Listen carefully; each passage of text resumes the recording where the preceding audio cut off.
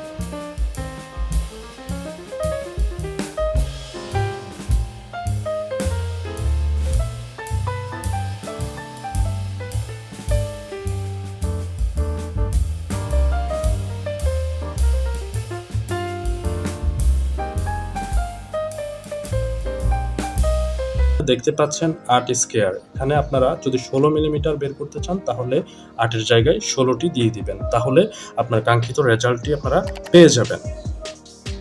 যেহেতু আমরা ৮ মিলিমিটার রডের ১ ফিটের ওজন পেয়েছি ০.১২ কেজি, অতএব ৮ মিলিমিটার একটি রডের ওজন কত সেটি আমরা বের করব। আমরা জানি সাধারণত একটি রডের দৈর্ঘ্য হচ্ছে ৩৯ ফিট ৬ ইঞ্চি। অতএব ৩৯ ফিট ৬ ইঞ্চির সাথে যদি আমরা ০.১২ কেজি যদি আমরা গুণ করে দিই তাহলে কিন্তু ৮ মিলিমিটারের একটি সম্পূর্ণ রডের ওজন আমরা পেয়ে যাব।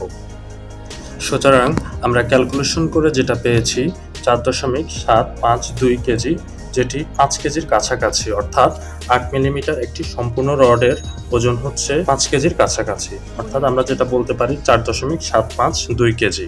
এভাবে করে আমরা সব ধরনের রডের ওজন বের করতে পারবো। আর ভিডিওটি দেখার পর আপনার যদি কোথাও মনে হয়েছে যে আপনি বুঝেননি তাহলে অবশ্যই আমাকে কমেন্ট করে জানাবেন, তাহলে আমি নেক্সট টাইম সেই টপিকসটি আবার বুঝিয়ে দেব।